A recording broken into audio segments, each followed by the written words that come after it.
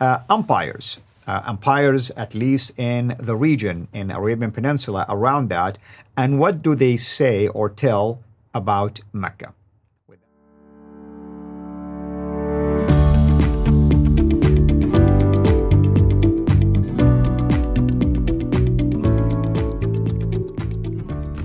Hello everyone, this is Al-Fadi, and as always, thank you from the bottom of our hearts for your interactions with us, for taking the time to watch this series, and my hope and prayers is that not only you've benefited a great deal from it, but that you are sharing it also with others. We give you our permission, of course, to download it and even share it on your own platforms. I mean, make sure you give credit at least to Dr. J and the work and the research that he is sharing with us to our channel, but we want you to know that this is for you to benefit from, and hopefully if you're a Muslim, take us up on the offer to go and inspect even anything we've shared. Don't take our words for it. These days, it is so easy to find resources to either collaborate, or if you want to refute what we're saying, share it with us. Give us a chance to respond to any claim that you perceive to be a valid claim that could refute any of the data that we're sharing. Today we're going to talk about empires, at least in the region, in Arabian Peninsula, around that, and what do they say or tell about Mecca. With that in mind, I want to turn my attention now to Dr. J. Dr. J, what do empires, civilizations tell us about Mecca? Oh, that's a good question. That's another $1 million question. This is another big gaping hole that we're going to bring up. We've been talking about the standard Islamic narrative, the hole in the standard Islamic narrative, coined by Dr. Yasser Qadi back in 2020, June 8th. And of course, the big difficulty that all Muslims are facing, and Yasser Qadi and everybody else, concerning Mecca is proof for it. They need to find proof for it. Because of the references, the enormous amount of references, both in the Qur'an, also in the traditions, that refer to this place called Mecca. It was there at the time of Adam and Eve. It was there in chapter 21 at the time of Abraham. It was 1900 BC, and it was also, according to the traditions, it's where Muhammad was born and grew up. It was where the Qibla was changed down to in 624. So therefore, all the mosques are supposedly facing there. We talked about that. We referenced the difficulty with the whole reference after reference of the prophets, up to 300 prophets that are buried there, and yet we can't find even one of them. And so we're now going and we're saying, okay, these are plural problems. We've looked at the maps, couldn't find them on any maps at all from the time of Ptolemy in the 2nd century. We went to the trade route. We looked and saw what Patricia Crone did by debunking the trade route theory that was introduced back in the last century by Montgomery Watt. And then we went and looked at the sea route theory and showing that the sea route theory only existed on the western side of the Red Sea, on those 5 ports. So you can see the dilemma for Muslims. They've got to try to find some reference point that would show that Mecca did exist, and they are trying frantically to do so.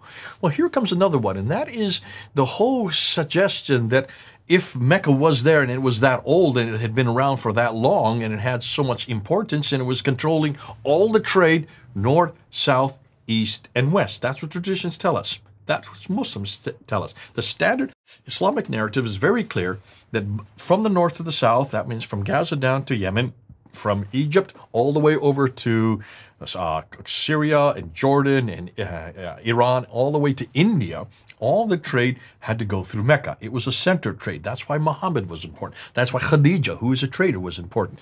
So therefore, the trade routes have to go through. If their trade routes are going through, they're going through empires. They're going through where people live. They're going through civilizations. So the next step we need to do in this search for reference to Mecca or its existence is to ask those peoples from these empires. But I don't want to talk about empires that are far away. I just want to look at the empires that are close by. All those empires that were surrounding what is today Mecca. Let's ask those empires what they know about this place called Mecca. Because certainly someone in those empires had trade with them. If you have trade, that means you have contact. If you have contact, it means you write down who you're trading with. You write down the name of the city. You write down the people who are living in that city. You write down references to what you sell in goods. You have to have receipts. And in all those receipts, the name Mecca should be there since it's the center of all this trade, right? So let's go back to the slide and let's go look at a modern day map of Mecca today. So this is a Google map, and there you can see Mecca where the green star is. And let's ask this question. Was Mecca known? If Mecca was the oldest city in the history of mankind, then someone, somewhere in the areas who are trading with it, surrounding it, should have heard of it, right? Let's look at those and let's ask those empires which were in that area. I'm not looking long way. I want to look at just the ones in that area. And so the first empire I'm going to put up is Sabah. Sabah, which is the Sabaeans down in the south. Sabah, yeah. So they would have had trade because they would have gone through Sana'a and Najran up to Taif, up to down to Mecca, up to Yathrib, because that's where the trade went. That's on the Western Plateau. Not one reference. Look at all the Sabaean documents up until the 7th and 8th century. No reference to Mecca. What about Himyar? Himyarites, which are just a little further south. That's where Aden is. Wouldn't they have had it? Since the trade would have started at Aden, they would have certainly had reference, contact with Mecca. Not one word. Well, let's go over to the east. What about the Eastern Arabia? Eastern Arabia, they should have had some kind of trade. They should have known about this place. It's just right across the peninsula from them. Certainly they would have known about Mecca. Not one word. Well, don't start by the east. Let's go even closer. Let's go to Western Arabia, where actually Mecca exists. Certainly they would have had some reference to Mecca. They would have known about this place. Look at all the documents coming out of Western Arabia, out of Yathrib, out of Taif, out of Tabuk, out of Khaybar, and even down as far as Najran. So from Najran up to Khaybar, those cities, you know these cities, you've probably been to many of these cities yourself. They still exist today. Did they have any reference, any documentation? Not one word. Let's go further north. Let's go up to the Nabatean area where the patriarchal period or where the patriarchs have. That's even earlier. So we're talking about way back in 1900 BC, 2000 BC. Did they have any reference to Mecca? If this is where Abraham came from, is there any reference to Mecca in Abraham's day from the patriarch himself? Not one word. So, okay, well, what about the Himyarites, which are just up the coast away from the Himyar? They're coming more later. Is there any reference? Not one word. Well, let's go to the Assyrians. Okay, the Assyrians, way up there in the north. They should have had some reference, any type of contact. Not one contact whatsoever. And then we go to the Babylonians. The Babylonians, we know about the Babylonians. You can hear their references go all the way back to 4th and 5th and 6th century, all way back into the 6th and 7th century BC. Certainly, they would have known about the Mecca or anything to do that. Nothing. Let's get something a little closer to home.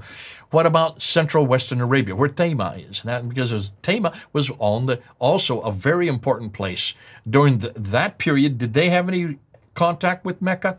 Not one word. And then we're going to go here to the Persian period, the Persian area. So can we see any place there that has any reference to Mecca? Not one word. And then way up to the Roman Empire.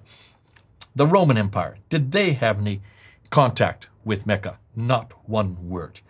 No one had heard of any place called Mecca. Not one of them had heard of Mecca. Just look at that. I mean, just look at the panoply of red circles and also red rectangles. Certainly, someone somewhere should have known about Mecca. We can't find any reference. Not one of them had heard of Mecca. Let's just emphasize that point, proving that this is a real problem for Muslims. They've got to do something at this. Now, I've showed this to many people, and I didn't go through all the step by step, just showing this map. What does that show you? What does that tell you when you look at that?